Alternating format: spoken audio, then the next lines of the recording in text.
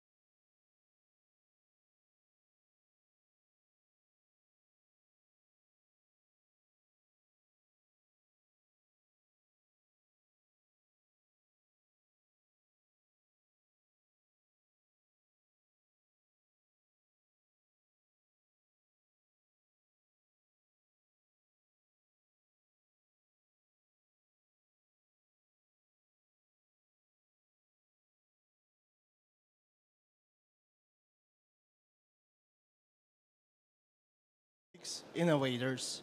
We stand at the dawn of a new age, an age where the boundaries between human imagination and machine intelligence blur more with each passing day. But let me ask you for this. What defines intelligence?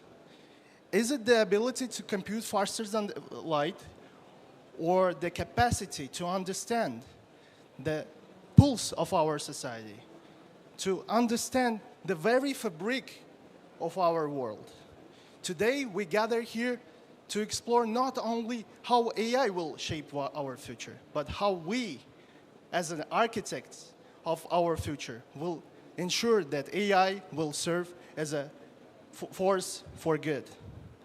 From regional efforts pushing the boundaries of technology to incredible leaps in the high-performance computing, and finally, AI's role in social transformation.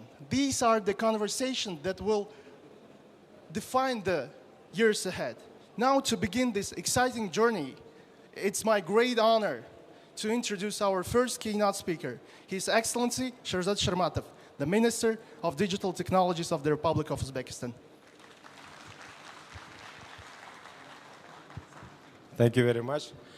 Good morning, dear guests. I'm very honored to welcome you in the opening of our first AI forum within ICT Week of Uzbekistan. The AI is becoming a very hot topic. Everybody is talking about AI. But what is AI and what should we do with AI in Uzbekistan? Of course, in many developed countries, AI might be a very good hype for bringing a lot of investment, etc. And from their perspective, where demographics is going down, maybe it's even better to think about more increasing the productivity to decrease the labor forces, things like this. But what about Uzbekistan? Uzbekistan has a very good demographics. We are growing almost 1 million a year. Developments of AI, are they enabling our population to get more income, or are they directed to aggravate digital divide? So AI is a developer of increasing the digital divide between the developed countries and the developing countries. These are the challenging questions which we all should answer. And I think this kind of forum will help us to have a better view of our future strategy. We are, within the ministry, we have the team of AI specialists.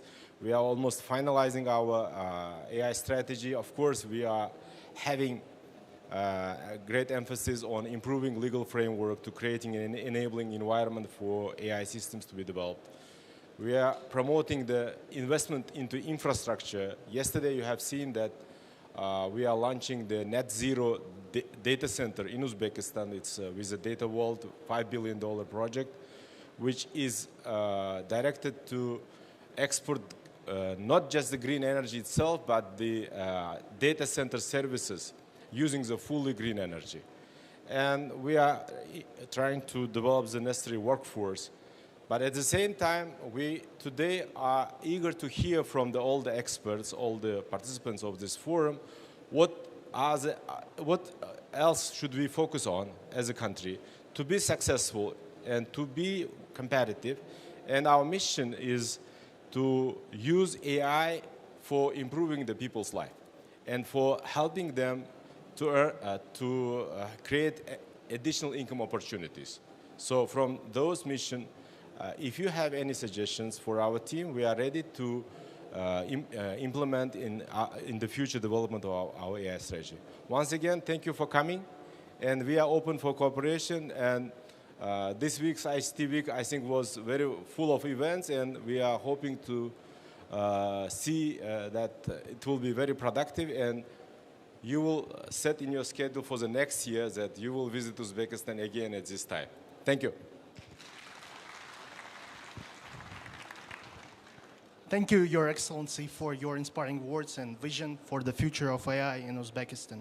Next, I'm pleased to invite Kanish Tuliushin, the first Vice Minister of Digital Development, Innovations and Aerospace. Let's give a warm welcome to Mr. Vice Minister. Thank you. Can I have a speech from this? Thank you. Distinguished guests, colleagues, and friends, it is my pleasure and it's an honor to be here to join this amazing forum. And I think the topic is very interesting. It's AI, it's about regional innovations, it's about aerospace, it's about infrastructure, social change. And on behalf of our minister, I would like to thank His Excellency, Mr. Minister, Mr. Sherzod Shermatov. And we are totally confident that today's collaborative dialogue will spark new ideas and lead to innovation solutions for our shared prosperous future. I think AI is rapidly transforming the world around us, and it is estimated that by 2030 it is projected to contribute up to more than $15 trillion to the global economy. Rather than depleting our resources by competing, we should focus on building a collaborative ecosystem that fosters innovation and drives impactful change. I think AI is not just one destination, it's a big and long journey, and it's about creating products, and not just about creating products, but about nurturing talents and capabilities. So I think this journey requires a focus on developing the skills, knowledge, and infrastructure that is needed to empower our people and industries. So right now in Kazakhstan, according to the order of our president, we are setting up and building right now AI National Innovation Center. And this center will be in charge of pooling all necessary educational programs to prepare talents across the globe. And I think these talents and specialists will be helpful for entire Central Asia as well. So I think we should also mention some common projects that we can realize and implement together. And one of them is a Turkic LLM that we proposed recently. And all Central Asian countries and Turkey countries agreed to realize. So basically, right now, currently over 170 million people speak Turkic languages, yet they remain underrepresented in AI. So I think by joining forces, we can create AI tools and preserve and promote our culture and languages. So I think having this united Turkic LLM will help us to develop different joint products in AI. I think it's also worth mentioning among common projects is the policies and frameworks to enable AI ecosystem to grow. And here I think we can share our knowledge, expertise. It was just recently mentioned that Uzbekistan is developing their strategy. They are working and drafting the law on AI. Same story applies to Kazakhstan as well. We are doing the same story, and we already accepted the strategy. Right now, we're about to finalize our legislation. And I think here we can provide common ground for these frameworks to be in place. It's worth mentioning social change that AI can bring about. And I think artificial intelligence has the potential to address significant challenges in healthcare, education, sustainable development.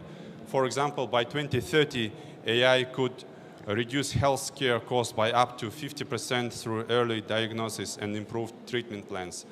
We already have some joint startups like Cerebra, where shareholders from Uzbekistan and Kazakhstan jointly invested in this joint venture, which is right now expanding their activities beyond the Central Asia, right now in US, in Saudi. So I think these examples, we should have more such examples like this one. And just to finalize, dear ladies and gentlemen, together I think we can create solutions that reflect our shared goals and values.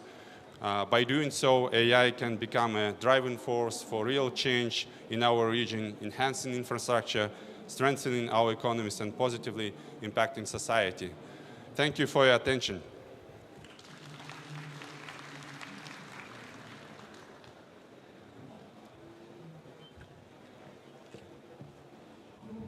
Thank you for those thought-provoking thoughts, Mr. First Vice Minister.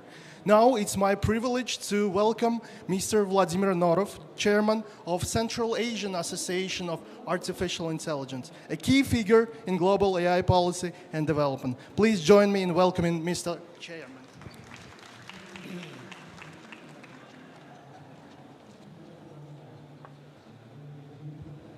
Distinguished ministers, ladies and gentlemen, dear participants, I'm honored to speak today at the AI Forum during the ICT Week Uzbekistan 2024. This event serves as a vital national platform for fostering inter-regional exchange and collaboration in the high technology. In today's fast-paced technological landscape, artificial intelligence is a key driver of sustainable development across various sectors of our lives. Recognizing its immense importance, Central Asian countries are actively integrating AI technologies into all aspects of socio-economic life to boost economic growth and social progress, paving way for a prosperous future of our nations. As noted recently by the electronic publication digitaluz, Central Asia is experiencing a revolution in AI, fueled by innovation and ambition. This isn't just about technology. It is a leap into the future, positioning Central Asia at the forefront of global tech advancement. The potential for AI development in Central Asia is vast and promising. With abundant talent and resources, the region has the potential to cultivate its own Silicon Valley and generate significant economic growth. Central Asia is one of the youngest regions globally, with an average population age of just 28 among its 80 million people. High internet access, widespread mobile technology, a thirst for knowledge, government support for the industry, a well-educated populace, affordable labor, and growing venture capital market all contributes to this potential. Countries in Central Asia are investing heavily in educational programs to nurture talent in AI. Both state and private enterprises, as well as research institutions, are developing courses and conducting research in AI fields. Many nations in the region have established comprehensive strategies for digitalization and AI adoption, aiming to transform Central Asia into an international hub for digital technologies that attracts global IT companies, investment, and specialists. To coordinate AI policies effectively, specialized ministers, coordination councils, and AI development centers have been established across the regions. AI technologies are being implemented in various sectors, including e-government, urban infrastructure management, energy consumption optimization, traffic management, fintech, healthcare, education, transport, logistics, agriculture, and the judicial system. The use of AI technology, ranging from image recognition to navigation system, is already making a significant impact on problem solving in the large enterprises. At the same time, there is a strong focus on developing a regulatory framework for AI that includes ethical standards, data protection, and cybersecurity measures. Governments in Central Asia are actively supporting AI startups and innovation by creating incubators and accelerators, providing financial assistance, and organizing competition for the startup community. As a result, the number of AI-based startups in the region is rapidly increasing. These startups are focusing on various applications, such as computer vision, data analysis, natural language processing in local languages, and developing AI solutions tailored for regional needs. While the potential for artificial intelligence in Central Asia is immense, several barriers hinder its dynamic development and application. The region faces a shortage of highly qualified specialists with extensive experience in AI, machine learning, and related fields. Additionally, there is a limited collaboration among public, private, and academic institutions at both national and regional levels. Adequate funding for AI research and development remains a significant challenge due to constrained public resources and low private investment, complicating efforts to advance AI technologies. A lack of robust infrastructure, including high-performance computing capabilities and data centers, restricts the large-scale implementation of AI solutions. Existing regulatory frameworks for AI are often insufficient, which can slow down its progress and adoption. Limited access to high-quality big data sets for training AI models poses challenges for developing reliable and accurate algorithms. The small number of large private technology firms mean that many public and private organizations are hesitant to invest in innovation or adopt AI solutions. A general lack of understanding regarding AI technologies and their potential hampers demand for technological advancement and innovation within the region. Given these challenges, fostering regional cooperation in AI has never been more critical as today. Here are several key areas and measures to facilitate this collaboration.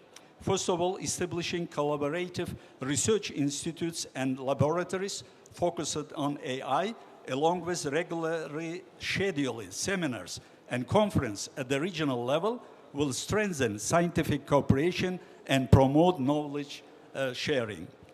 Countries in the region should collaborate to develop training courses and programs in AI involving multiple universities and research institutes. Implementing exchange and internship programs for students, educators, and young scientists will enhance qualification and provide practical experience in an international setting. It is essential to combine efforts to develop joint projects across various sectors, particularly in agriculture and healthcare, while also paying attention to transport and logistics. Given the shared historical heritage and moral values of Central Asian peoples, developing joint ethical norms and standards for AI research that reflect social interests is vital. Establishing cooperation in creating a legislature and regulatory framework for AI use, as well as addressing cyber threats and fraud, is important too. Aligning projects and regulation related to AI across Central Asia countries will foster a conducive environment for joint projects and investment. Creating a unified platform for data exchange between countries will enable more effective use of AI to tackle common challenge. Developing and signing interstate agreements on digital technology and AI cooperation alongside adopting a roadmap for implementation will be beneficial. Holding frequent meetings at the ministerial level to discuss AI development and digitalization issues is essential for ongoing progress. International cooperation in the field of AI presents significant opportunities for Central Asian countries to drive innovation, foster the development of ethical AI, and address shared region and global challenges. A unified approach to AI can make Central Asia as an attractive destination for foreign investment, encouraging each companies and startup to establish presence in the region. Thank you very much for your attention.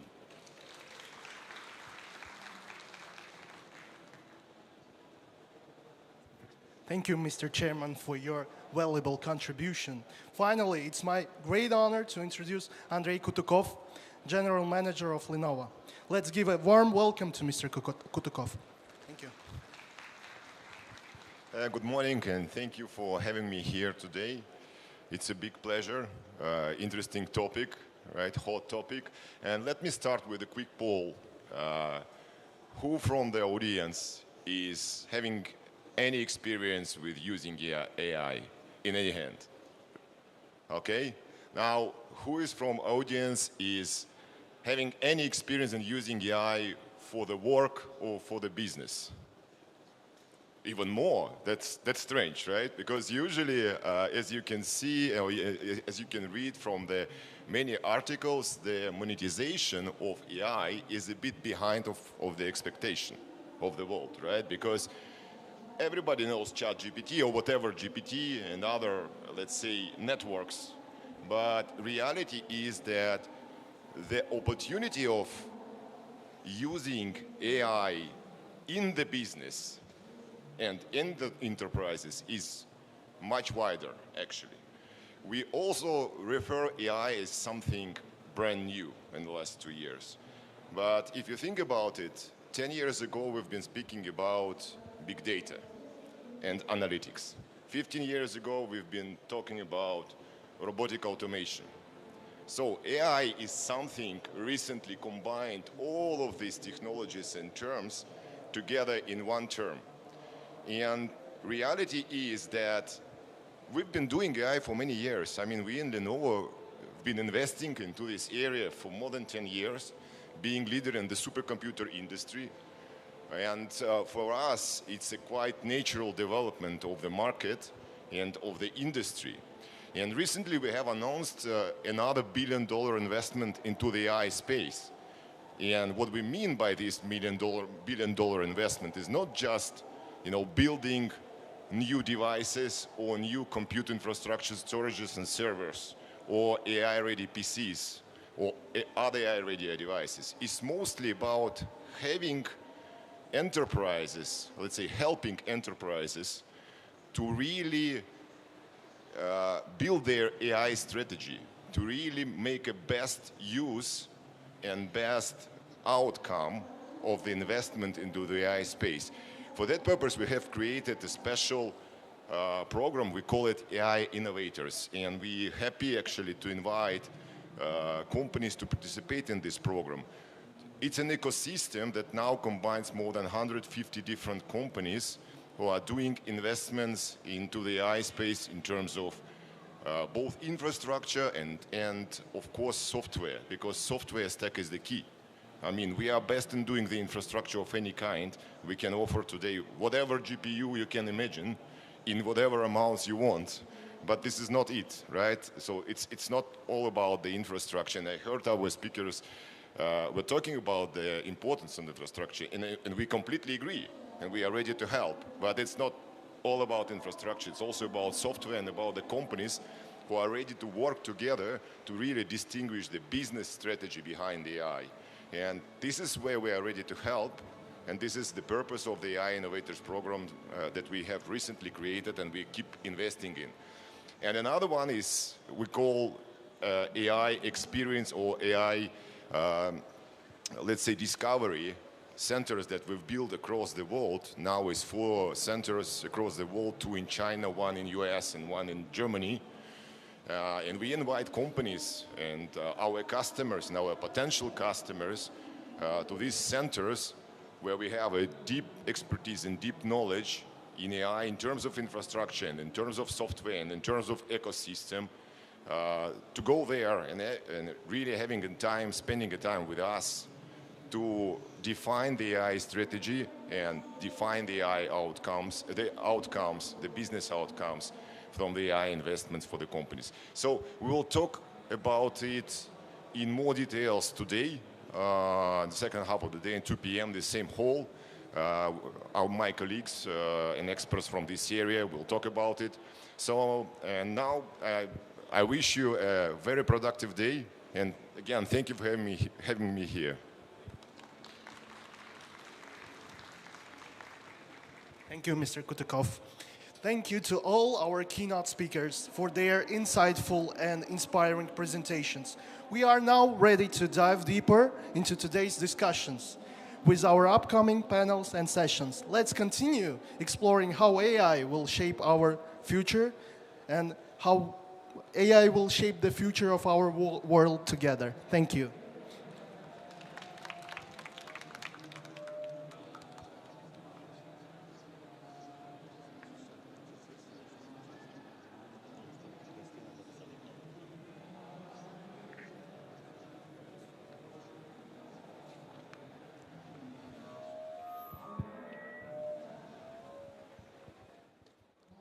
Dear guests, we will start our next session in 2 minutes.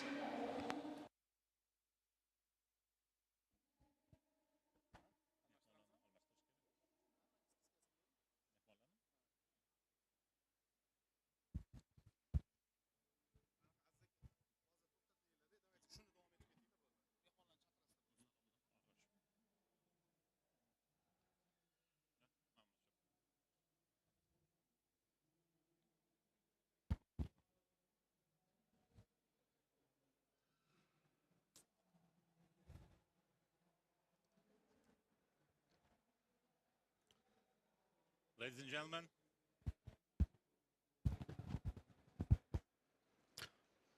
good morning, everyone. Good morning, ladies and gentlemen, distinguished guests, esteemed colleagues, and participants of ICT Week 2024. My name is Aziz Atabekov, and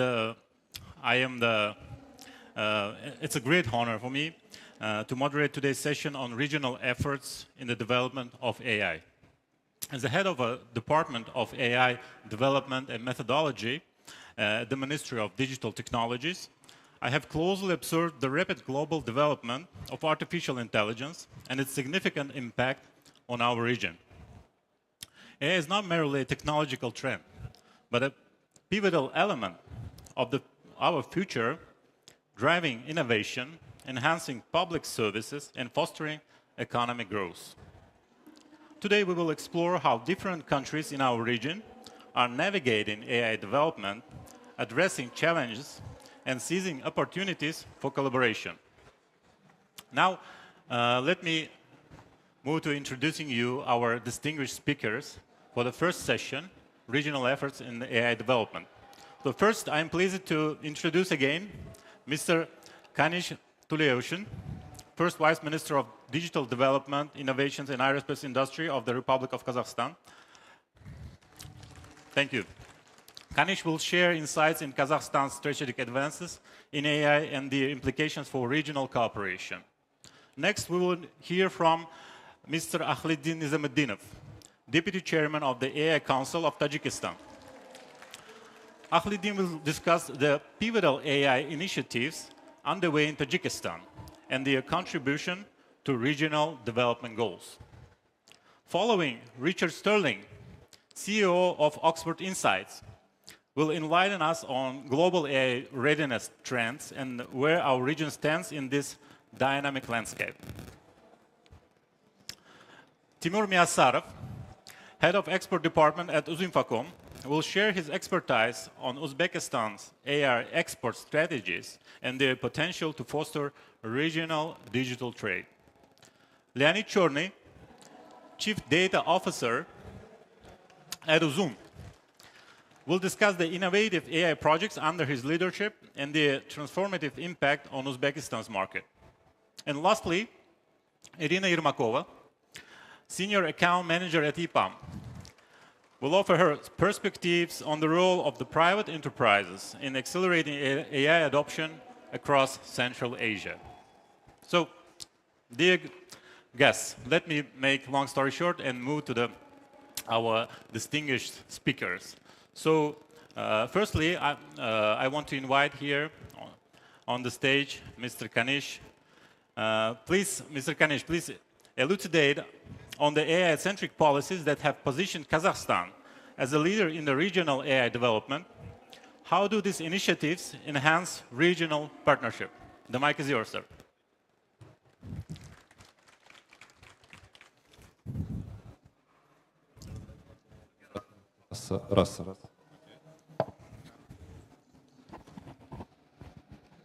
Thank you. Sorry for taking the microphone twice.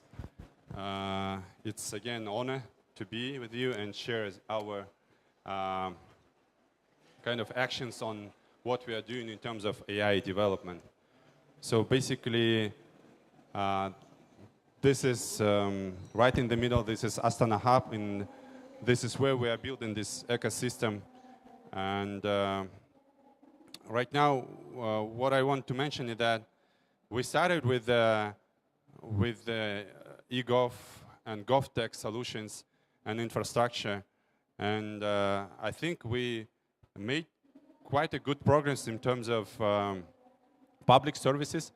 Right now, on the right side of the slide, you can see that Kazakhstan, according to the United Nations ranking this year, Kazakhstan is ranked as the 10th in the world in terms of online services.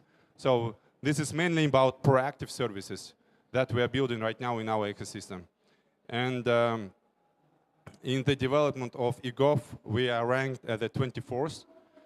So these preliminary steps that we did in terms of eGov ecosystem helped us to build big data And this big data, by combining and pulling together, integrating different information systems of state bodies and quasi-state agencies, helps us to build a platform that later can develop different AI solutions.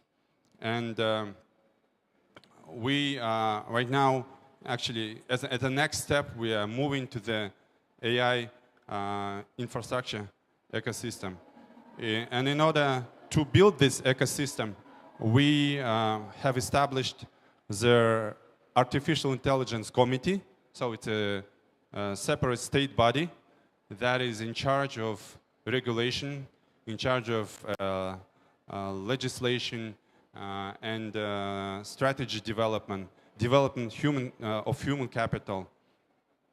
And additionally, to regulate and develop AI technology in the country, we are about to finalize our law on AI that is being drafted, and I will touch upon this later. We also, as I mentioned before in my welcoming speech, we are building our AI center. The development of the CAS LLM has already started, and I will also go through slightly about this venture. So right now, currently, as many countries are facing right now, the main challenge is to actually build the computing power infrastructure. So you know that there is a special regulation, and you have to apply for the license, and this is where we are right now at the stage. So, so basically, AI committee, we, as I mentioned, has established this committee, and right now it's our main anchor, which is in charge of all these main pillars. And our main focus right now is to invest heavily in R&D in the field of AI. So within this work, to make this clear vision where we are going to, we developed and adopted our AI strategy, which has, it's on the next slide, which has different pillars like data. So I think it's not possible to do anything in AI without data. So basically 93 databases are combined together right now under our ministry, and it helps us to build products like digital family card. This is what we already shared with our Uzbek colleagues. This is proactive online services for the people that are, for the families that are indeed in need. And so data is crucial, and this is what we are doing right now in our strategy. Infrastructure. So we are working on our supercomputer, on our data centers, human capital, of course, through our programs under Astana Hub, and later in our AI center, we will have all set of different programs like peer-to-peer, where you don't need any tutor and teacher to educate you and teach you. So we have this framework that we developing right now. R&D, regulation and legal relations, also important. And for having startups community to develop and build this ecosystem, of course, you need acceleration programs. We already launched AIpreneur program, and the best talents and best AI startups have been already identified, and we are providing all support for them. So in terms of law, I think there are different ways of developing, it's on the next slide, different ways of developing the law on AI. So you can go on the base of the framework like EU did, European Union. You can also follow the way that China did, and South Korea, Singapore. I think, in our opinion, since we have done something similar with our eGov infrastructure, I think it should be a balance. Of course, ethical standards should be in place. All main elements should be addressed in the legislation, but nevertheless, we should also provide we should facilitate the process, and that's why I think we drafted some kind of parts which are addressing this kind of facilitating processes. And next one is I hope that we will finalize this law until the end of this year. And next one is ecosystem itself. So under our Astana Hub umbrella, we are attracting the talents through these different programs. We are nurturing talents. We are providing educational programs through this set of educational programs. We have special tax regime like IT Park in Uzbekistan, and I think all necessary support measures are also in place through Silk Road Innovation Hub that it's a joint venture of Kazakhstan and Uzbekistan, which helps all startups from this macro region to go abroad.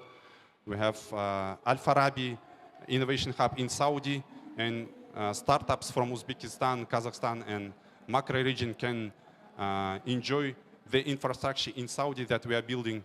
We recently opened a hub in Singapore that covers entire Southeast Asia region. And the venture funds, we have around 25 venture funds right now that helps to build. And all this implemented in the number of more than 1,500 different residents of Astana Hub, 400 of which are international companies, and 130 companies are representing AI sector. So basically, I would like to stop on some examples of these startups. I think it's worth mentioning the startup like Hicksfield on the right side. It's ranked as the second startup in the world globally after Sora, OpenAI, which can generate short videos through text. So you basically type the text, and the text is converted into video. And they already raised $16 million from Menlo Ventures. It's an old venture capital fund from Silicon Valley. And only this startup right now is spending around $1 million per month on computing power. So you can imagine that without computing power, it's basically, you cannot do anything, right? So basically, all we need to do is to build databases, we need to build computing power, and of course, we need to have entire ecosystem that will help and boost these type of startups. In terms of medicine, we have Cerebra that can diagnose strokes in advance. I know that investors from Uzbekistan also invested in Cerebra, similar startup, but with application in cancer diagnosis is Forus Data. We have different solutions in industry, transport, language recognition. Sergey, I think, is also working globally right now, not only in Kazakhstan and Uzbekistan, but in Indonesia, fintech, marketplaces. So I think we will have much more of these startups, and we can jointly help them to expand globally if we will build the right infrastructure for them that I mentioned. Next slide, please. Since we have eGov, we have proactive services that are provided online, our next step is to embed AI into online services. So we already launched eGov AI. So basically, our Kazakhstani LLM is right now installed into eGov infrastructure, and you can it's in the pilot mode right now, but I think we will start providing the service from the beginning of next year after some work that we are doing right now. So basically, you can only type, or you can give your voice message, and you can get services immediately through this engine. Ötenish bot, it's all citizens' appeals, can you go back, please? So all citizens' appeals are coming through the niche on the right side. So we're also automating these products through AI solution. And AI products are also implemented in the Ministry of Justice, different, so basically you can see how it works in this sector, in the courts administration, etc. Next slide, please. So, and the last one, I think what we have right now is just to put it together at one place. And we are right now considering the location in Astana, where all the training programs, all startup support measures, AI campuses. So we want to make AI for all, starting from pupils from the first, third grades, like up to the students and older. So we want to make available all our programs for all ages and no matter what age is. So basically, AI for all is a concept that we actually embedded in our strategy implementation. And this is our targets and KPIs that we want to reach. Next slide, please. That's it on my end, and you're always most welcome in Kazakhstan. And thank you once again for inviting us and putting all ideas together. Thank you.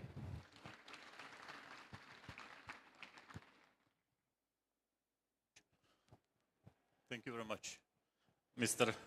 Kanish, thank you very much for insights about Kazakhstan's emerging AI market, about development of AI technologies in Kazakhstan. It was very interesting. Hopefully we can, together as a regional countries, we can contribute with our collaboration and partnership to develop regional AI hub together. Thank you very much again. Next, I want to face to Akhlidin. Akhlidin, could you detail the AI strategies in Tajikistan is implementing and how these efforts are aiding in the regional AI development collaboration? Please, the mic is yours.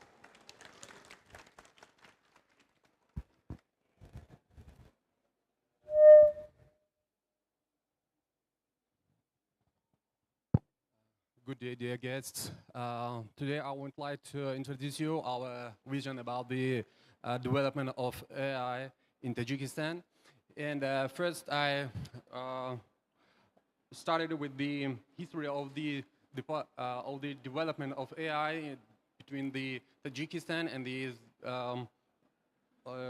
beginning from the national strategy. Could you please to switch next one? Yes, our AI journey takes root in the academia at Harvard and Stanford, and upon successful completion of the pilots, the national strategy of development up to 2014 was signed by our president, the Republic of Tajikistan, Emomali Rahman, and aiming to contribute AI 5% of GDP by 2040. And this strategy developed and is going on with different type of the spaces where we can use the AI. Next slide. And spearheaded by the AI Council of the Republic of Tajikistan, Tajikistan's burgeoning AI sector has rapid growth with cross-industry development of AI and using in different places.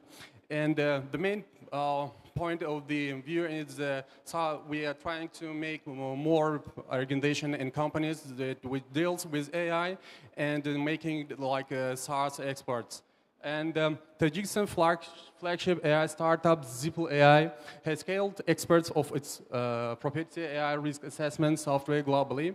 And I am the head of the R&D department of Zipple AI, and I can speak as a developer of the AI itself. And now we are merging for 30 banks across different types and in 30 markets. And we are aiming to loan portfolio for disbursement $1 billion annually. And another part is the develop the R&D and our first global AI patent that we are developing right now is Z-GAN, which is mainly focused on the GAN models. And it's a breakthrough gen model for outlier synthetic data generation.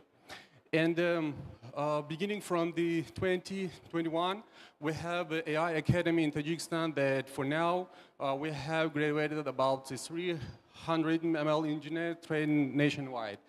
And for the basics thing in the AI labs based on part of the universities which have the major of AI, and 7 universities have the AI majors and the specialists.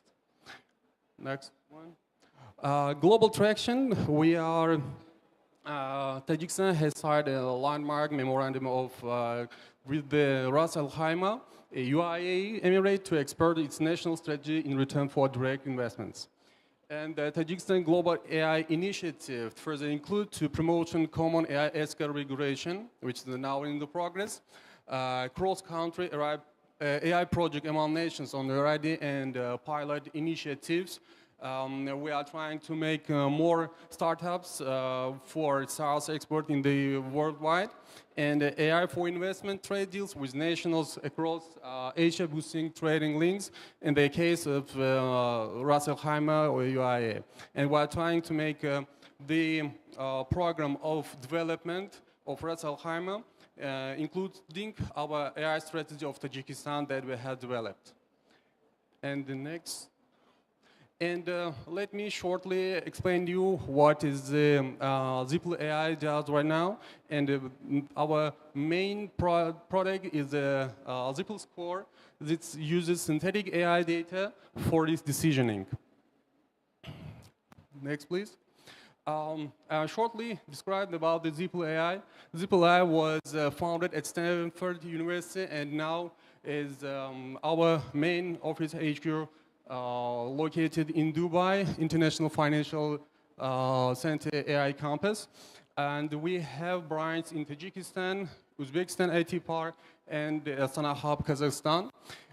We have about a 50-person global team, including ML engineers, about 25%, and the R&D lab, which develops the fundamentals of the AI algorithm based on the different type of the neural networks, GAN models, variation autoencoders, etc. And last year we have ranked number one globally at AI World Series for risk and predictive analysis categories in Dubai. And our investors include CBI, Commercial Bank, Plug and Play, Tomar Venture Fund, and some others. Next one. The main idea of Z-GAN comes from that all the algorithms of AI trained by historical data, which doesn't match all the data which includes in the previous one. If we can say that economical shifting makes more impact and effect to the result of the prediction of the model more than the historical data. In these cases, we are trying to make algorithm that includes the algorithm which can predict and forecast so-called black swan effect. And for this one, we are embedding new algorithm based on the GAN models called Z-GAN, which includes outliers which out of the normal distributions. It's a more technical side, and for this pile of the algorithms, it could be predict more precisely, including economic shifts which could be seen in the history. Next one. And the world of AI is changing, and by 2030, most of the data which are trained could be based on synthetic data. And our new traction in the using more synthetic data in our models to make more precise predictions in our AI models. Here's synthetic data does not resolve the problem of model increases, but it could GAN simply replicating distribution.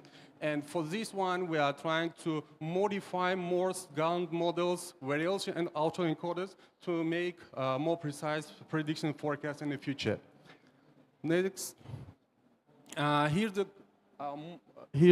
about the technical side of the model ZGAN. What's the problem? Models assume pre-distribution of required historical data, and ZFULGAN added more outliers and different distribution that out of normal distribution to make more precise predictions.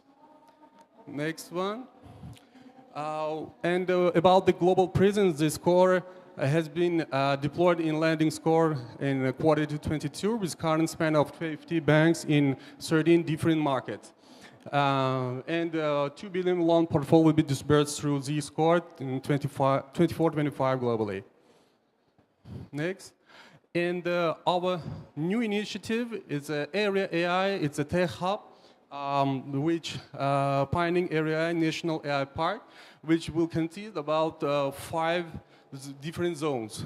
Zone 1, it's AI Academy and AI Factory. Zone 2, AI as a service startup.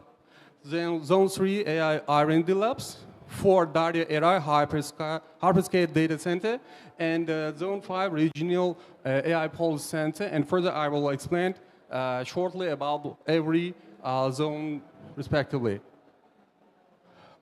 The first step for the widespread AI algorithms and it's prepared talents in this sphere. The first is from the 2021, as I said before, as I mentioned before, we have AI Academy, and annually we are preparing about 70 to 100 ML engineers. And vertical is the AI engineering and outsourcing. It's the AI Academy plus AI Factory, which will develop different type of the algorithms and ML development. And now select cohort of 50 engineers enrolled in specialized accelerated 9 months AI curriculum. We are granted 4 modules of the AI Academy. It's a basic course building for ML models, data analytics, data science, and ML ops. And all of this knowledge gives our AI talent specialists to prepare them for constructing and development real AI tasks. And from funding different type of the international grants, we are starting to develop our AI Academy. The second zone, applied AI startups, and here fintech, mostly we are aiming for fintech startups for right now, but in the future we are switching to another spheres of the startup as well. Next one. Zone 3, it's a Zehen AI, which we mainly focus on the R&D labs, and one of them is the First Nation constructed and developed ZGAN model, which we will patent. We will get the international patent for it, and it will be first step for internalization of the algorithms of developing in R&D labs. Another one, zone, it's a Daria AI. Our previous speakers are mostly known and talked about the green energy and data centers. And we have one of the traction is a green energy compute AI data center providing hyperscale operation for global offtake. And they will be in the HPP, hydropower plants. And it will mostly located in Darwaz region in Palmer Airways. And vertical AI infrastructure, and now it's the stage of launching this area. And the last one, Zone 5, Speaker AI Policy Center. And the regulation of AI will be the most impacted thing that we have to pay attention, because the regulation of AI could be more AI ethics, and we are trying to make more effect on the ethical AI in Central Asia. It should be self-regulation principle to be applied on emerging AI sector, and 3 key guidelines. When you are trying to make models, all the models that is complicated is a black box model. You cannot understand what is doing there. And we are trying to make it explainable using different algorithms and make it more understandable. And it's a proposal joint working group on AI collaboration between Republic of Kazakhstan and Tajikistan, and we have started this process as well. So it was a brief introduction and information about the AI development in Tajikistan. Thank you very much. Thank you very much. Thank you. So as you see, the regional market is emerging, developing on the examples of Kazakhstan and Tajikistan. Later, a bit later, we will hear about Uzbekistan advancements as well. But before that, I want to face to the Oxford Insights. So Richard, considering Uzbekistan's current position in the Government AI Readiness Index, what measures should nations in our region adopt to elevate their AI readiness and align with the global best practices? Richard, the mic is yours.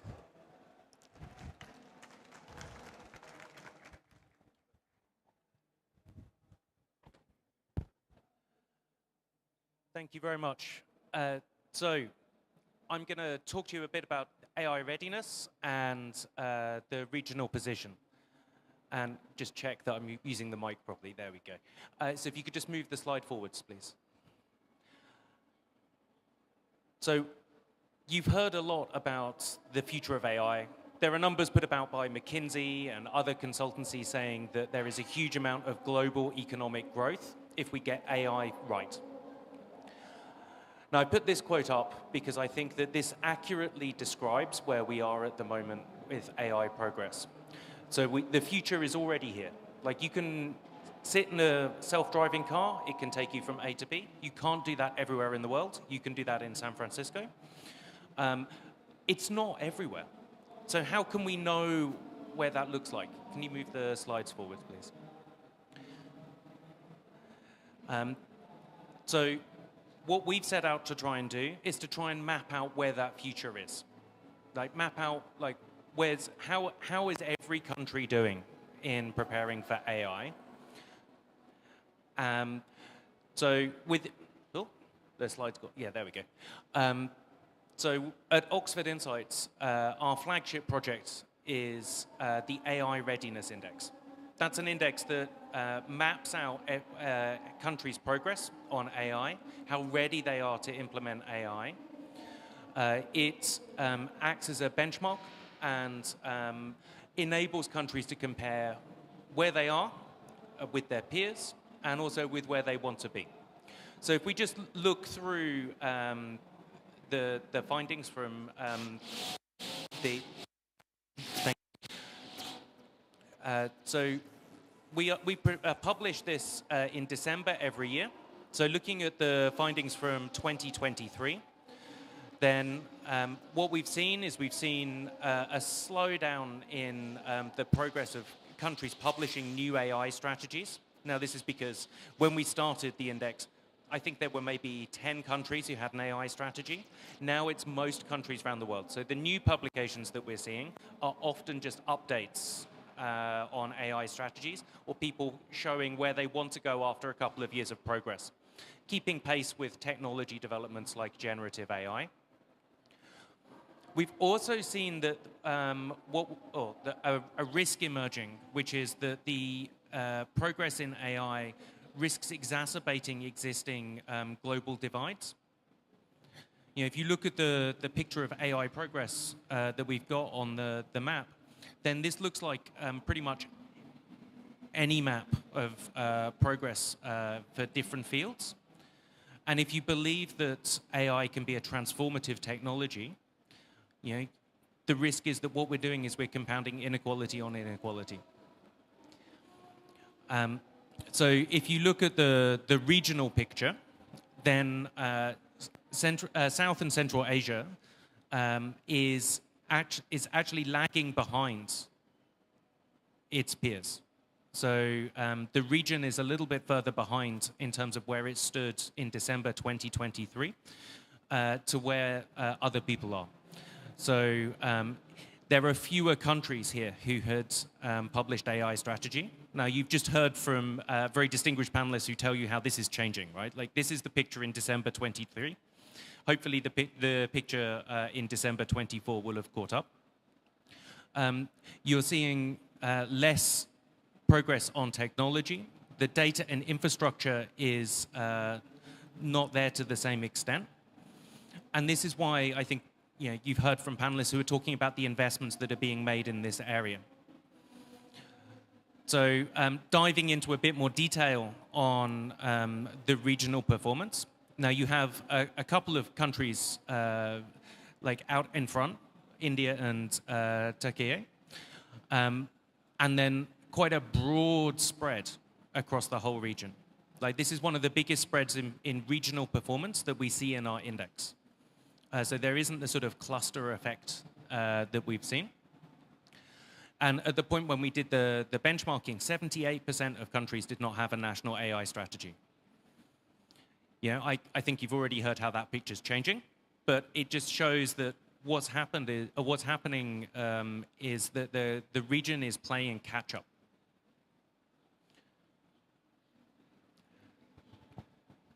Now, so just diving into a little bit more detail again into the performance of India and Turkey, then they both had significant developments in the government pillar, and they've got really good scores in governance and ethics. Now, this is because over the last couple of years, they've made a conscious effort to try and keep pace with global developments, and also to have clear policies and strategies as to how they want to use AI, how they want to govern it, what is acceptable within their culture, and what is not acceptable within their culture. So there is a clear policy there as to how they're going to govern AI for the benefit of all humanity. They've also made investments in the data infrastructure that is there within the country. So they've published a lot of data which can then be used to support their AI ecosystem. Oh, yeah. Sorry, can we just move back a little bit? I'll stop trying to move with this hand while I'm talking. Thank you. And the final thing that I wanted to highlight is that they have both got quite strong technology sectors, which have been in development for a number of decades, right? Now, I'm not here to say that everybody can replicate this immediately, more to sort of highlight some of the competitive landscape that everybody is playing in, where other countries have stronger sectors that they've been building for longer. And so they're just a few years further ahead, and that this maybe is something that we can focus on when we're looking at the strategies. So looking in more detail on the next slide. So if you look at Uzbekistan's performance relative to the regional average, then you can see that it is actually like fairly strong performance on the governance side. And this is because at the point of publication, then there was already talk of a draft AI strategy. But there's a little bit more to be done in terms of the investment in the technology sector. I think events like this week are a great start, and you're hearing lots of stories about the investment that's being made. The fact that Data Vault are setting up the region's first dedicated AI data center based in Uzbekistan is fantastic. So hopefully that score will go up this year.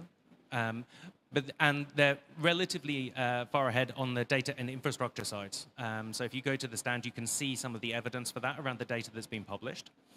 What I don't want to do is encourage complacency, because this is relative to a regional average. If you look at the global picture or the global comparison, it's not quite the same. So on the next slide, you can see the performance of one of those peers. So we've heard from the Vice Minister for Kazakhstan.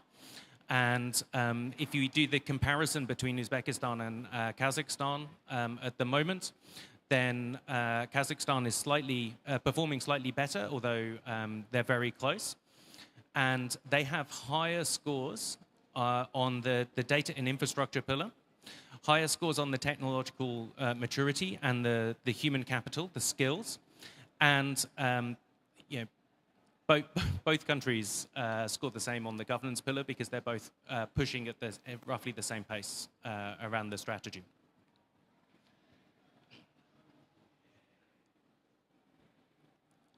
Now, one of the things that I wanted to highlight was because of the audience and the regional push for trying to catch up and close this gap, was illustrate some of the things that the best performing countries do in the index. So the best performing countries have strong investments in setting up the right governance and the right strategic investments for AI. So they have very, very strong pillars around government and government implementation. And they also have invested in the data and infrastructure.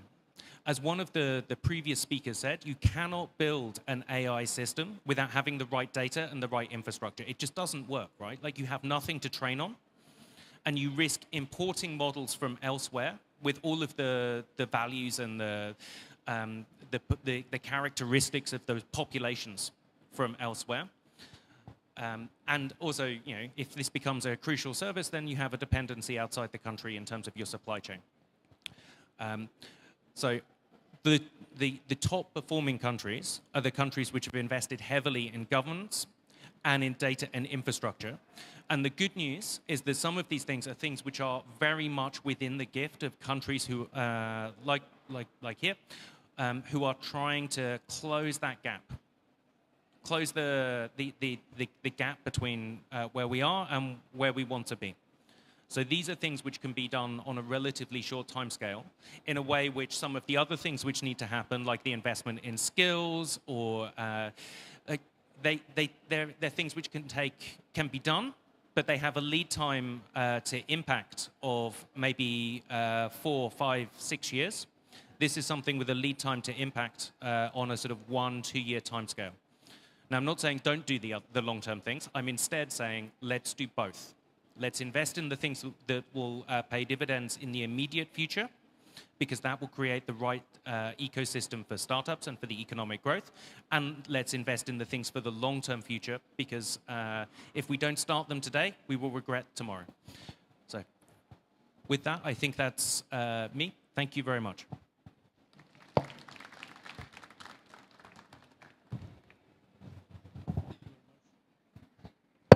Much, Richard, for your insights on the global trends.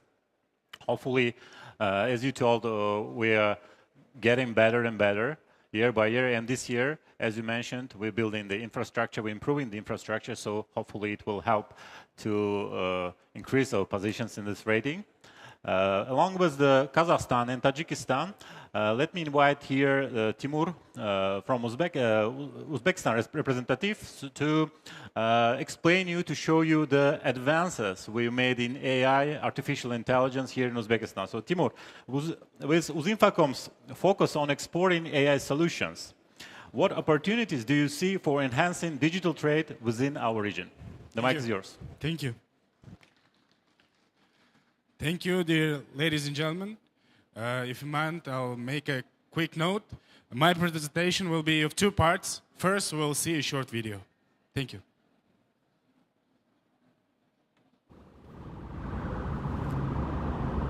What is faster, an idea or a data stream?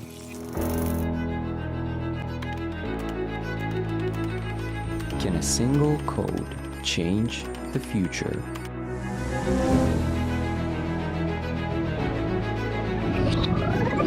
Is it possible to create virtual worlds with just an idea?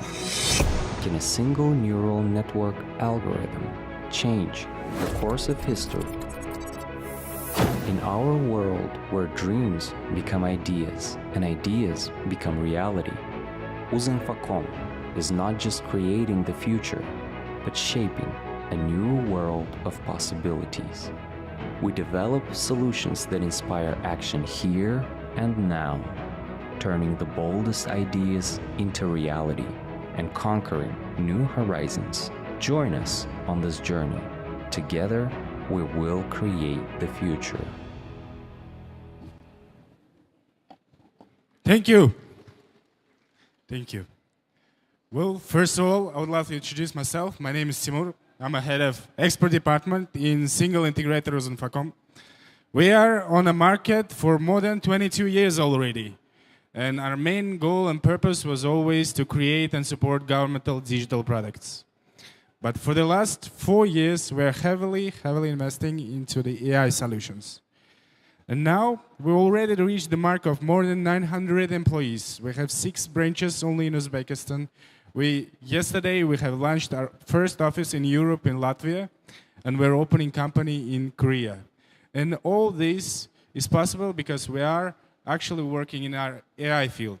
I do believe that we have one of the largest AI teams here in Central Asia, and we work pretty well in that.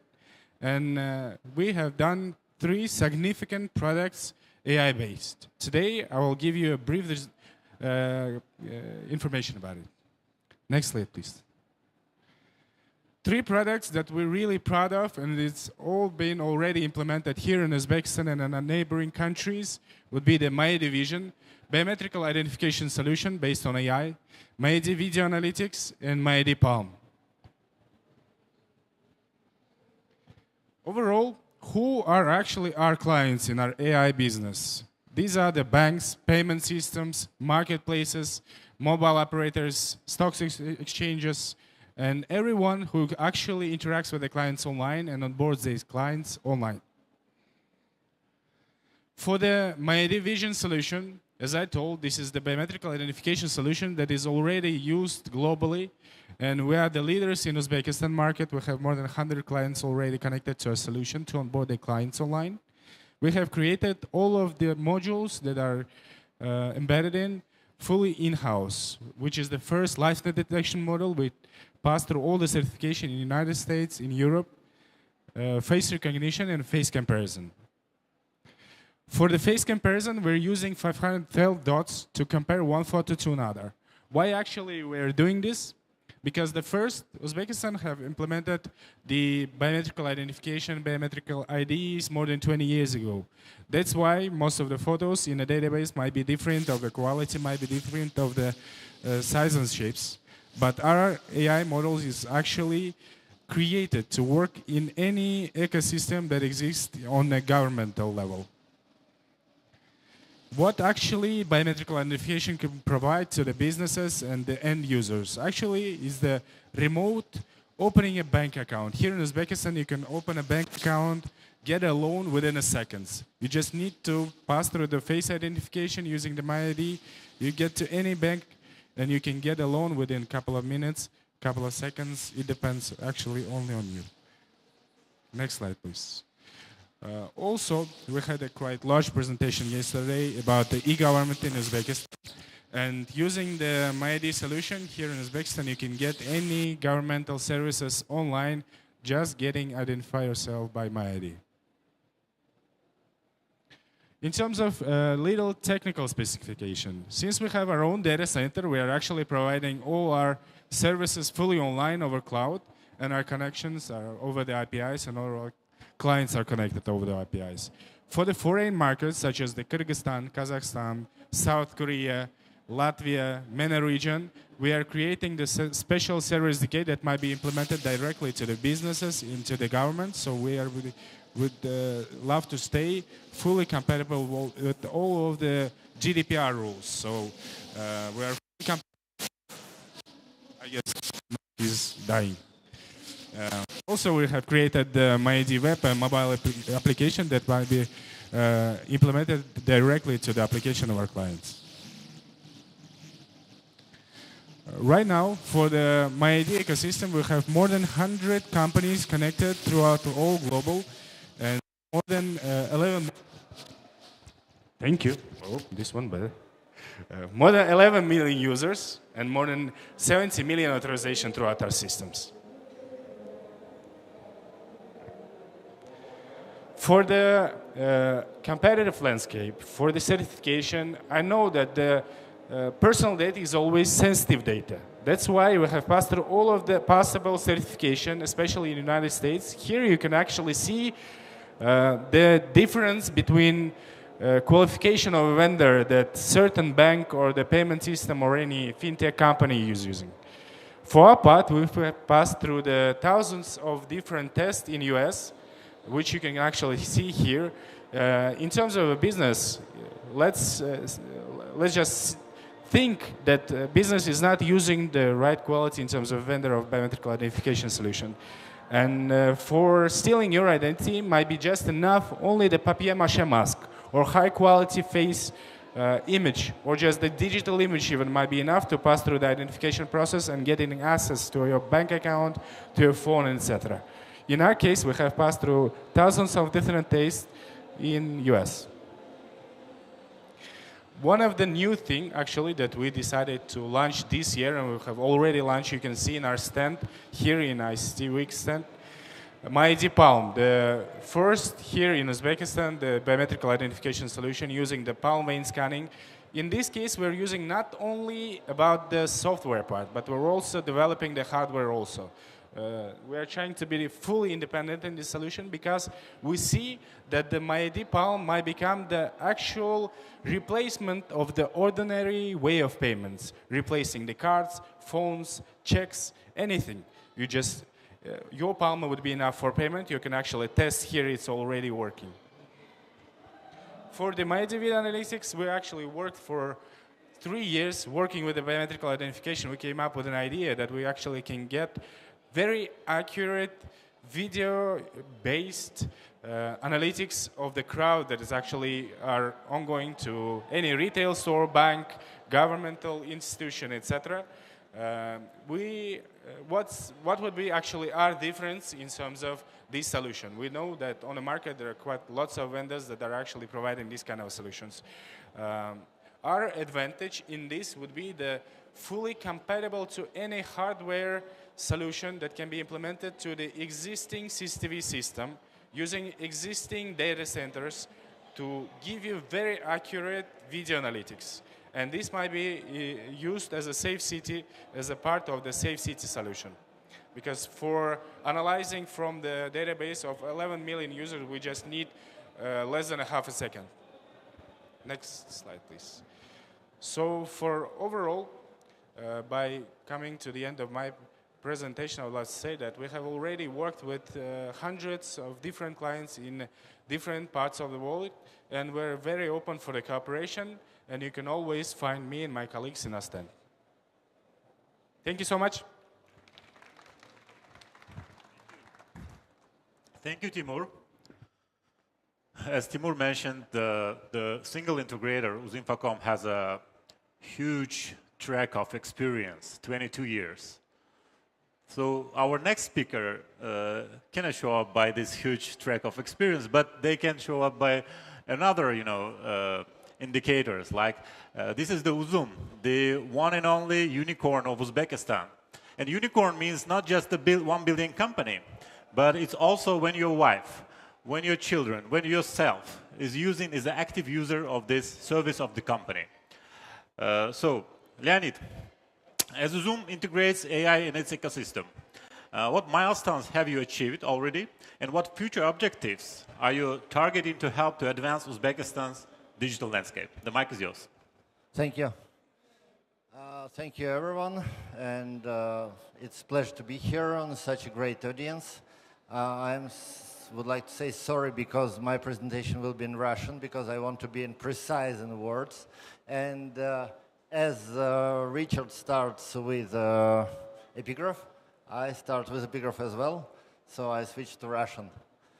На самом деле, есть прекрасная фраза Стивена Хокинга, которую я очень люблю, которая гласит, что изобретение искусственного интеллекта будет либо самым великим изобретением человечества, либо самым последним. На самом деле, эта цитата не точная. там есть еще один кусочек фразы, который говорит, что если не будут учтены все риски. Вся история про искусственный интеллект в современном мире – это на самом деле история про риски. И это то, что нам последние 30 лет активно говорила массовая культура. Можно следующий слайд? Каким образом? Следующий слайд. Каким образом искусственный интеллект представал в массовой культуре за последние 30 лет? Он был неким абсолютным злом, которое изменит жизнь человечества. Может быть, в лучшую сторону, но, скорее всего, нет. Появлялись всякие терминаторы, появлялись виртуальные миры, которые использовали человечество как батарейку. Вся эта история прекрасно приходила к некому постапокалипсису.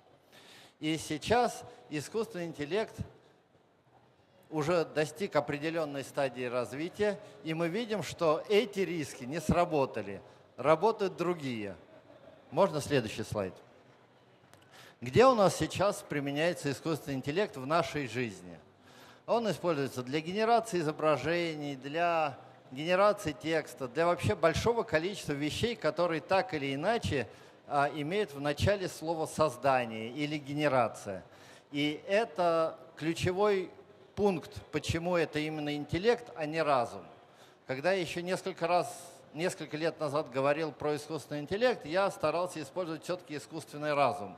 Потому что разум, в отличие от интеллекта, не занимается созданием чего-то нового. Там нет такого понятия, как творчество. Там есть только алгоритмика, какое-то механическое действие, преобразование из одного в другое. То, что мы сейчас видим, уже появились генеративные сети, уже появились все истории, связанные с созданием и с творчеством. И это на самом деле то, что приближает нас от разума как раз к интеллекту.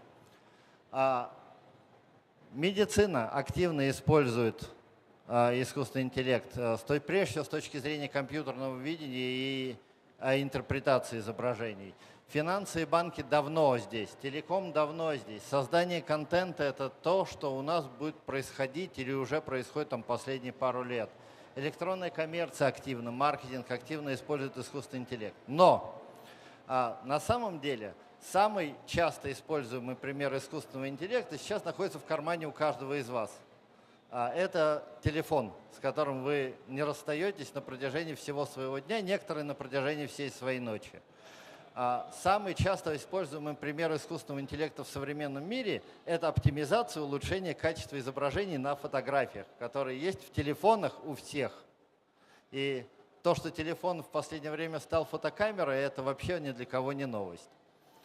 Дальше. Возвращаясь к Зуму. Я могу говорить на протяжении нескольких часов, для чего мы в компании используем там сервисы искусственного интеллекта, сервисы машинного обучения. Но здесь такие яркие ключевые примеры, где они у нас это используются. Антифрод, использование искусственного интеллекта и модели машинного обучения для борьбы с мошенничеством. Управление рисками, то, что за несколько докладчиков до меня было сказано уважаемыми коллегами, это история с улучшением знания о наших клиентах и соответствующее управление рисков в финансовой финтех-сфере. Управление маркетинговыми активностями, оптимизация наших затрат на то, каким образом мы расходуем бюджеты на маркетинг, на то, каким образом мы используем оптимизацию каналов для привлечения новых клиентов или для донесения до аудитории на территории Республики Узбекистан информация о наших новых предложениях или о наших новых сервисах. Геоаналитика и маршрутизация. Я об этом остановлюсь чуть-чуть попозже, потому что это яркий пример, которого сегодня еще не было в докладах моих уважаемых коллег, которые были на этой сцене раньше. Работа с изображениями. Компьютерное зрение, которое позволяет нам видеть и улучшать те фотографии товаров на маркете, которые у нас есть, которые все используют. Поиск невозможно представить без искусственного интеллекта. Ну и создание контента и рекомендаций. Можно следующий слайд?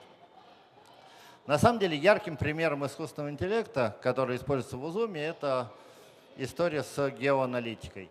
Мы наложили на карту Республики Узбекистан все наши пункты выдачи заказов, которых у нас сейчас больше 500.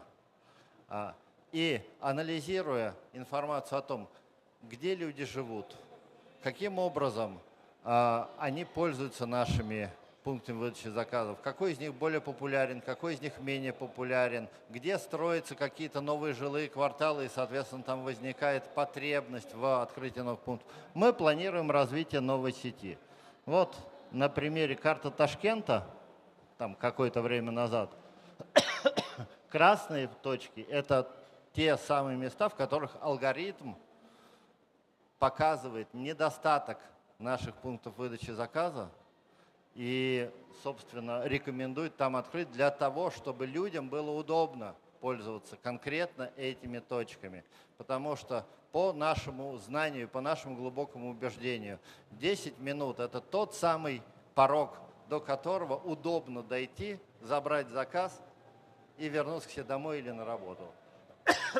На самом деле, я начал с цитатой, я хочу закончить цитатой. У меня будет два эпиграфа. Один предварял мой рассказ, а второй будет предварять то, о чем вы будете думать. Илья Сигалович в какой-то момент сказал, что прогресс неостановим, но работать все равно ничего не будет. Работать ничего не будет, если мы не будем прикладывать к этому достаточное количество усилий. Работать ничего не будет, если мы не будем постоянно идти вперед. К чему я всех и призываю, с использованием искусственного интеллекта или без него. Спасибо. Спасибо, Leonid. Thank you very much. So, our last speaker, and let me tell this, the most beautiful speaker today, Irina from EPAM. So, Irina, from your vantage point in EPAM, what is the critical matters in accelerating AI adoption? And what are the key elements for their success in our region? So, the stage is yours, Irina. Welcome.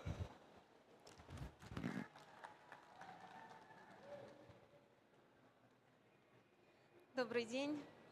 Уважаемые организаторы, спасибо большое за возможность выступить сегодня, рассказать про нашу компанию и обсудить животрепещущие темы, которые всех интересуют и будет интересовать, я думаю, ближайшие 2-3, может быть, даже 5 лет. Представлюсь, я буду выступать на русском, если вы не против. Ирина Ермакова, я представляю компанию EPAM Systems, международная IT-компания, которая представляет комплексные услуги в области программного обеспечения и IT-консалтинга. Наша компания была...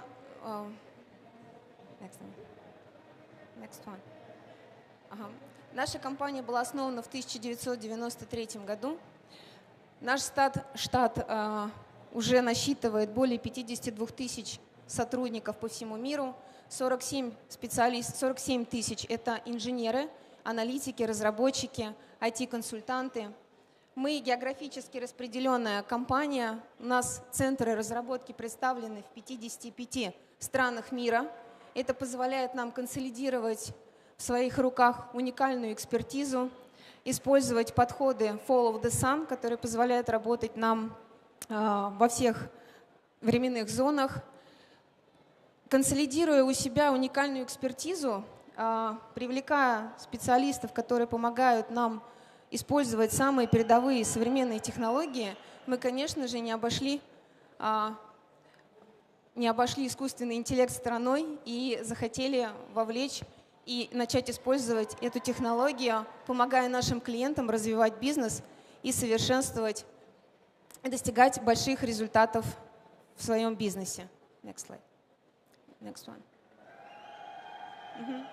Немножко истории. История искусственного интеллекта началась в 1950 году, когда Алан Тьюринг предложил тест, который стал символом замера интеллекта у машины.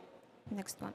Но в 2017 году у нас появилось значительное, колоссальное движение в сторону использования и развития искусственного интеллекта за счет архитектуры, которая называется трансформер. Архитектура трансформер позволила не просто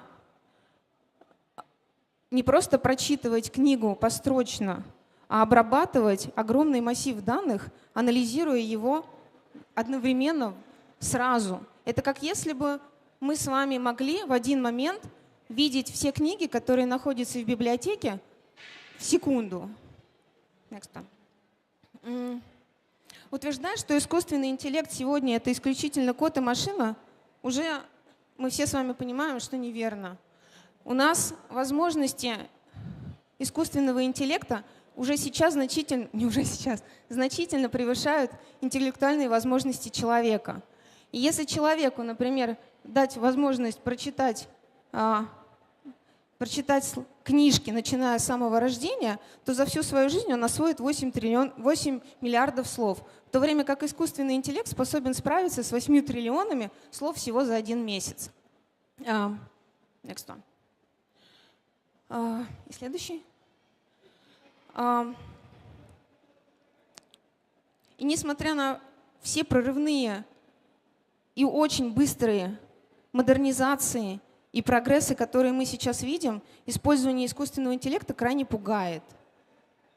Количество обрабатываемых данных, которые способен переваривать искусственный интеллект, та скорость, с которой появляются новые языковые модели, устрашает. И в то же время, если обратиться к закону Омара, мы видим, что мы склонны недооценивать возможности технологические в краткосрочной перспективе, точнее переоценивать возможности технологические в краткосрочной перспективе, недооценивать их в долгосрочной.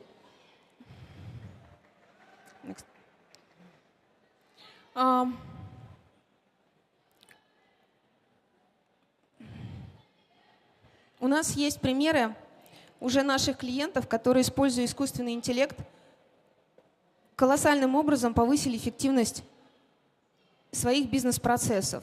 Что важного, хочется заметить, что мы склонны были последние несколько лет применять искусственный интеллект для автоматизации рутинных операций. Сейчас мы понимаем, что если мы будем применять искусственный интеллект исключительно для автоматизации рутинных операций, мы будем отставать. И важным научиться использовать искусственный интеллект в отношении оптимизации существующих бизнес-процессов.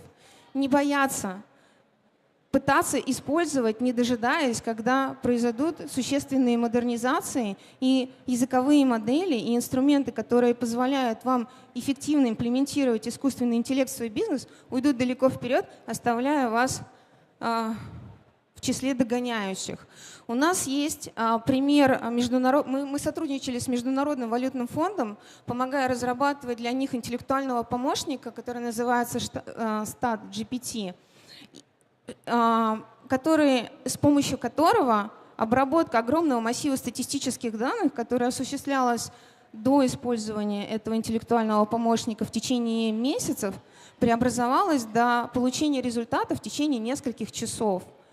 Другая компания, разработав интеллектуального помощника и IT-чат-бота, который взаимодействует с клиентами этой компании, выполняет работу за более чем 700 человек, принося компании на сегодняшний момент, компания Klarna, принося на сегодняшний момент денег им больше, чем 40 миллионов в месяц долларов.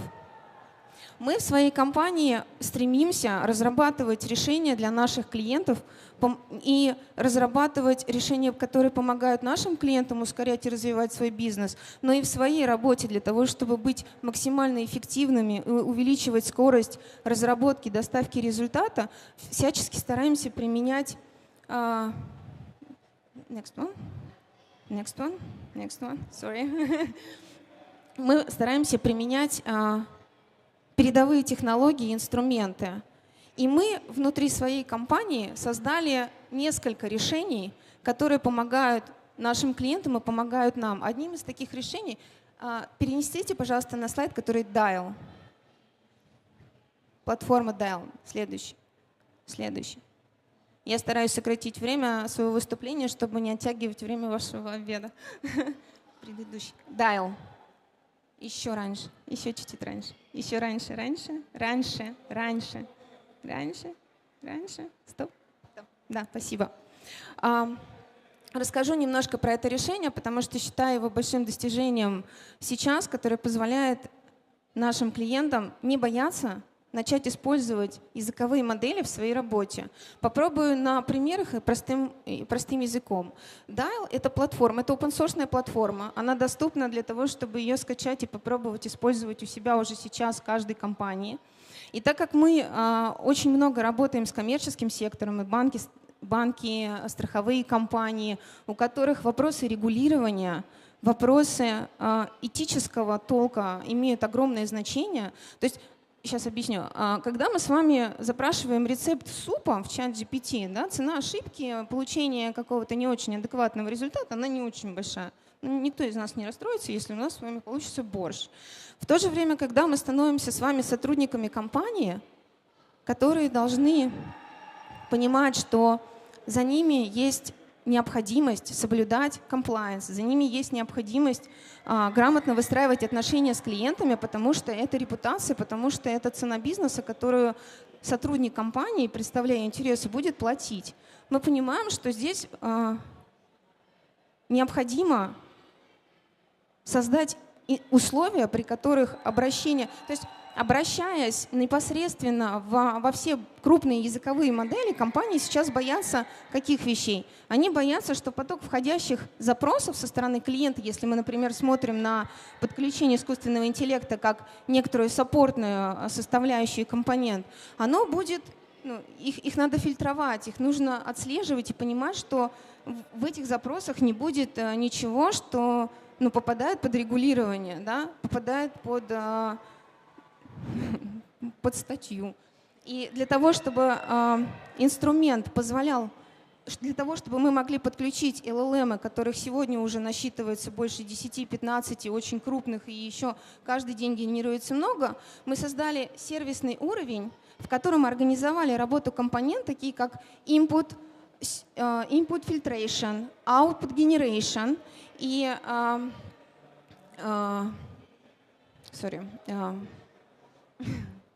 волнуюсь немножко,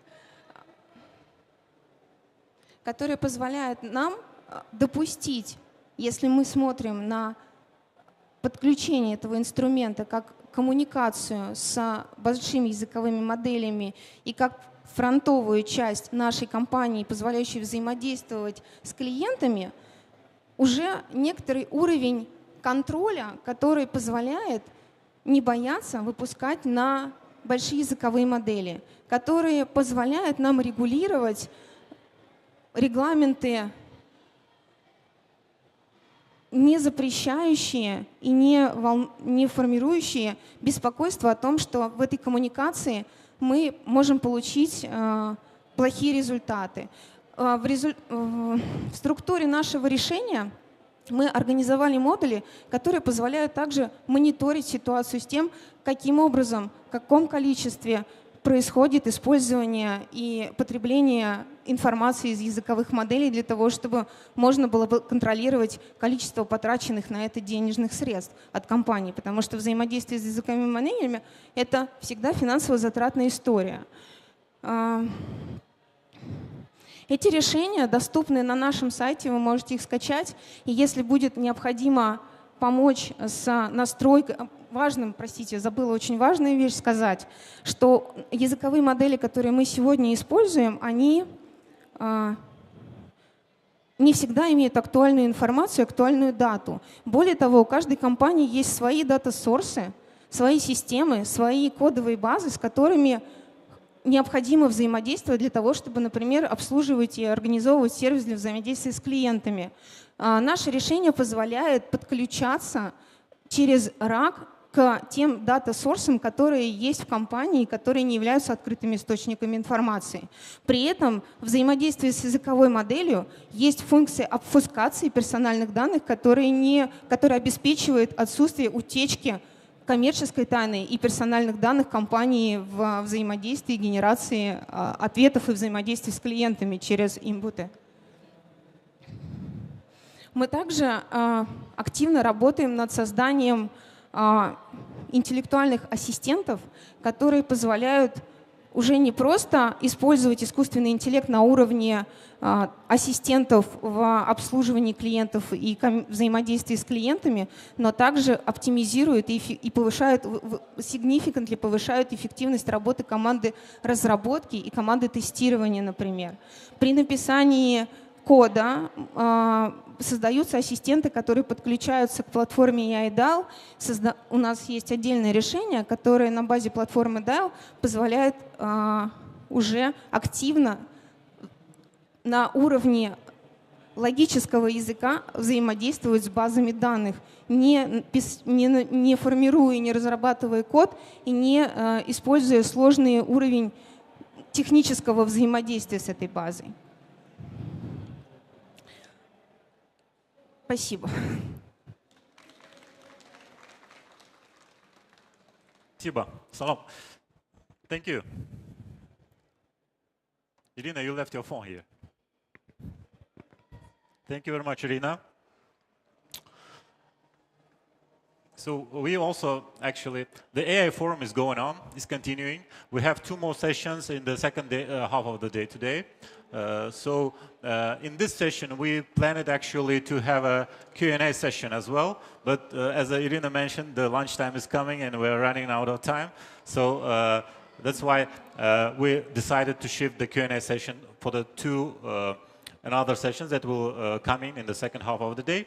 So in conclusion today, this session, in conclusion of this session, has provided a comprehensive view of AI development across our region. The insights shared by distinguished speakers have underscored the progress we've made and the pathways forward. As we advance, it's clear the regional cooperation, informed by the global best practices and driven by both public and private sector initiatives, will be key to unlocking the full potential of AI in Central Asia. I would like to thank all our speakers today for their valuable contributions and to our audience for the participation. Let us continue to engage, collaborate, and innovate as we work towards a digitally advanced and AI-driven future for our region. Thank you very much. Thank you. And at the end, I would like to invite our distinguished guests and speakers to the stage to have a group photo for the memory.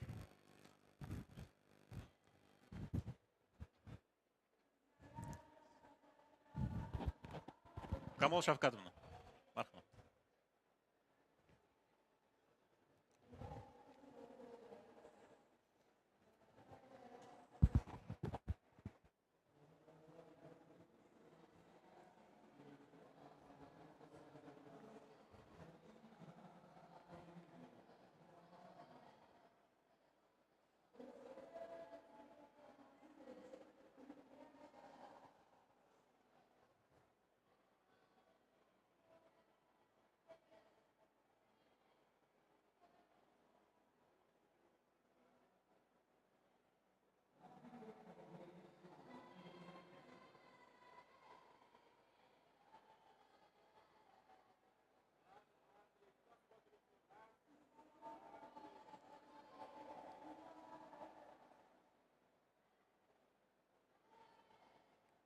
Thank you very much.